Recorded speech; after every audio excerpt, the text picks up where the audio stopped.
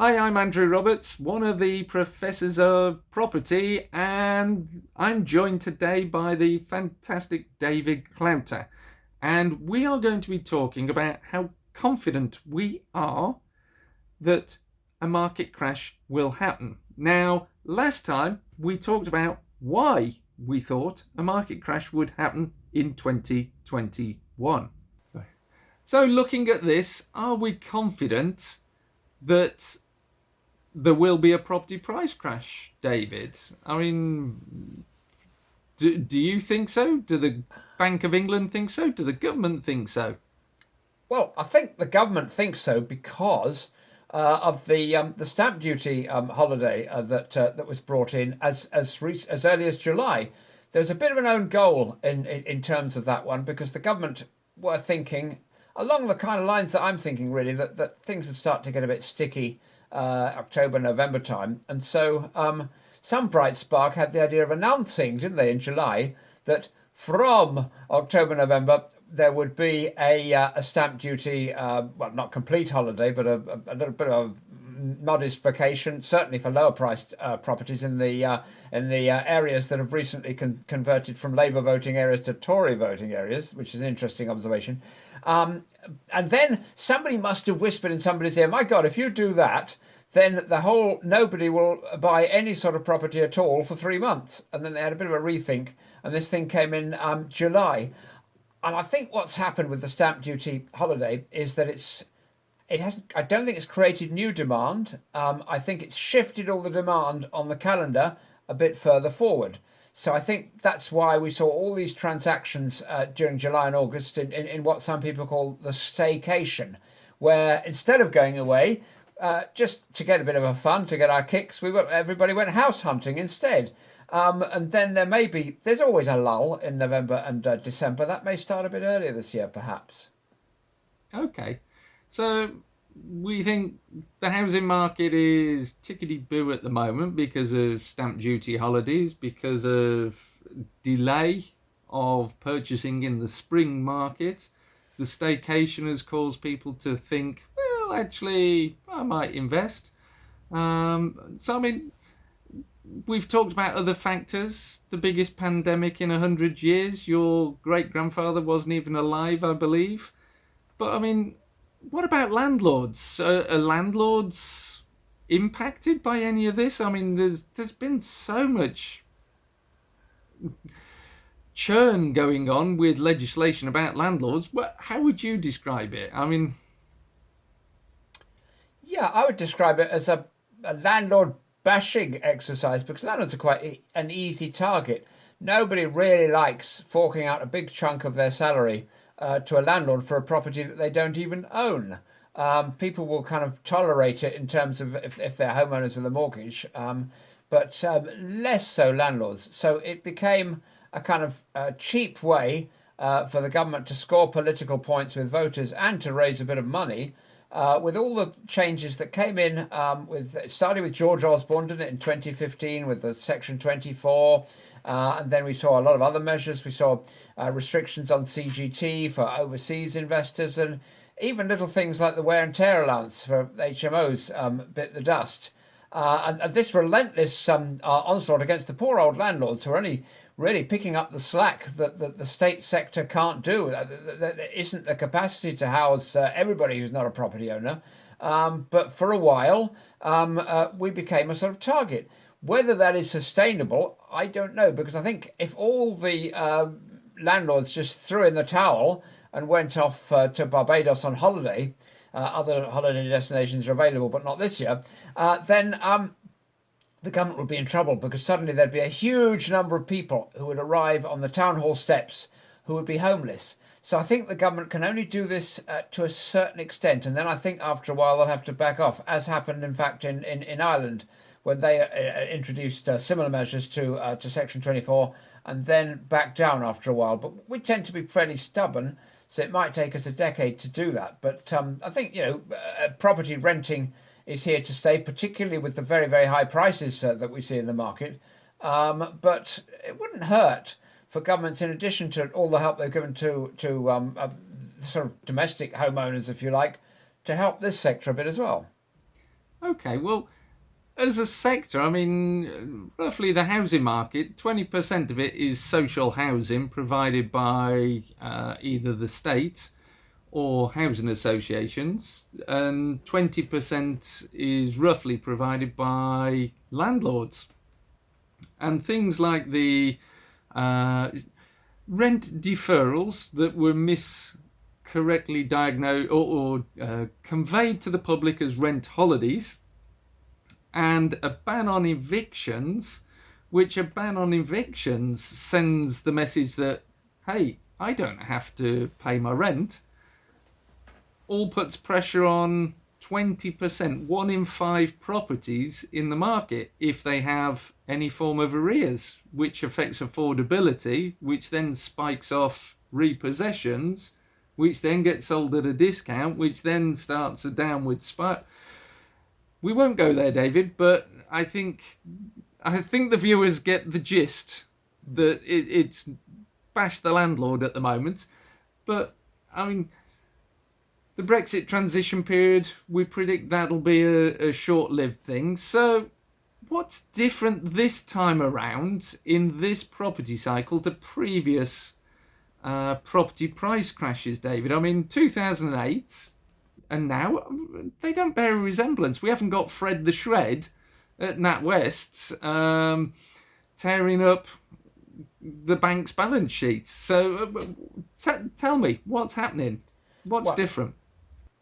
this one took a very different character to the previous ones, because the previous ones, for anybody even who watched, you don't have to watch Bloomberg all day long, and if you sort of watch the news once a week, you could see the 2008 thing building up. You could see it coming, like a tsunami coming in from the horizon.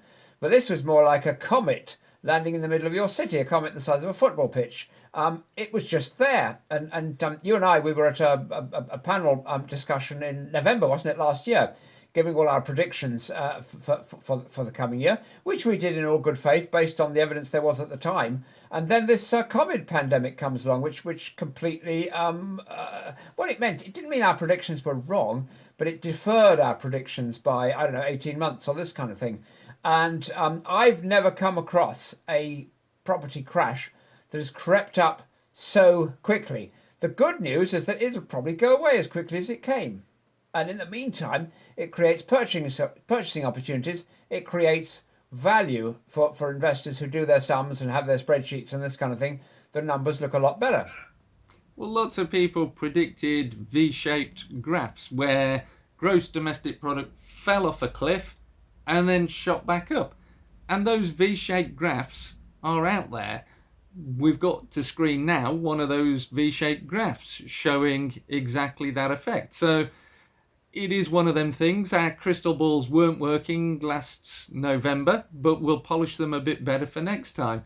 So, I mean, GDP, I've just mentioned that. So, recent house price performance, I mean, is that a good indicator? You know, In the short term, well, in the same way when you're investing in unit trusts or something or whatever, they've always got a little disclaimer that says past performance is no guarantee of future performance, and particularly given that property's a long game, and over 20 years or whatever, we've got the long with the average of what the price should be. We've got these long term trends, and but your actual property price does fluctuate up and down a bit around all of that. So there are always short-term fluctuations. They're not really an indicator of what's to come. okay, well, I mean, talking property prices, the auctions recently have been very hot. I mean, going back pretty much every single auction since we came out of lockdown, it's like people have got cash burning holes in their pockets and they're looking to invest it. It's crazy. I mean, the latest auctions, two of this month, September, and we're only at the start of September, both have had 89 and 94% sales success rate, with average prices increasing. So it's not sounding to me that there's a price crash coming, David. I mean, have Well, we and got this wrong in this video? here's the thing as well, that on the ground, a £7 bag a thistle multi-finish would probably cost £1 million if you had to buy it on eBay or something, and they'd be auctioning them off. And I had to drive all the way up to Peterborough to get some bags of this, only to get there because they wouldn't take my money over the phone. Only to get to this store to find that they'd sold out. So that is an indication of a lot of renovating, a lot of building going on. And that, I think, is a key indicator, because if we look at any prior recession or property price crash, people tend to not move but enhance where they already live, spending on their existing home. Therefore, if renovation is happening on the scale that we're running out of plaster and other building materials, that's telling me we are headed for a crash, because people are staying. Yes, because the market overheats. It always overheats before a crash. And I have never, in nearly 40 years of doing property, had to beg and go on my hands and knees in front of the store, in the store, and embarrass the cashiers by begging them to give me a couple of bags of thistle multi-finish, which is ridiculous, which is plaster, for those who are not familiar what that is. It's just the normal stuff that everybody's got on their walls. So this is a very, very extreme situation. Insofar as that plaster is being used by developers, all those properties are going to come on whose projects were delayed earlier in the year. And normally we'd see a nice, steady stream of properties coming on the market. But these guys, to end their books at the end of their financial year well and all this kind of thing, suddenly all these properties will come on the market at the same time. Which obviously, when there's a surplus of demand, causes prices to potentially fall if there's a surplus of demand and there's not enough buyers. But there seems to be very hot and active buyers at the moment. Therefore, will it cause prices to fall, or is it just because people think they're getting a bargain because they're not paying the stamp duty? And if we looked at the Nationwide House Price Index or the Halifax House Price Indexes published this week, the one said prices had risen by 2%, the other by 1.5%. Any stamp duty saving has actually been wiped out, and they're predicting prices to rise as much as 8%. That's insane, isn't it? Just to save a couple of percent. I remember when not that long ago, when the government brought in their 3% stamp duty surcharge for people either buying buy-to-let properties or second homes or whatever, and there was a massive rush to buy to beat that deadline, and people in some cases were paying 10% more for a property in order to save 3% in tax. Sometimes, I mean, there's a whole science, isn't there, called behavioural economics, and sometimes people's behaviour makes very little sense. Yeah, I totally agree with you. So that's a bizarre sort of scenario we're encountering there, which again is different to any other price crash. So, I mean, I'm guessing those people who are in holiday lets or serviced accommodation or short stays, they're having a mini boom at the moment caused by the staycation. Is that what you're witnessing? Yes, that's what I'm seeing as well, because I don't know many people who haven't had breaks since the end of lockdown. I've certainly had a break. I went up north to stay up there, and so these places where normally I might have jetted off somewhere. My plans were not to stay here in the UK for the whole of 2020. It looks like I'm going to be doing that. So it's an interesting one, isn't it? So there are sectors that will gain from this, and not just manufacturers of hand wash or masks. Well, David and I were being quite controversial with some of our thoughts and opinions here. Tell us if you agree or disagree by dropping your comments in the box below, and we'll get back to you and we'll have a little debate on those particular points. And David and I, well, we're working on our next video, which is property prices are crashing 40%. If you haven't already subscribed to the channel, hit subscribe and you'll be told and notified by YouTube immediately it goes live.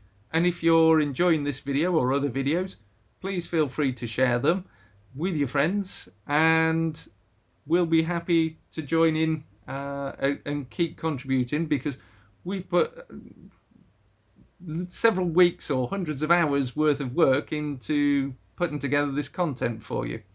So, at the end of this video, we've now discussed what's different this time around. So, David and I next time will take you on a talk that discusses the factors during Q3 and Q4 of 2020 and why it is different to previous times. So please join David Clouter and myself next time. It's thank you from me. And thank you from me, David Clouter.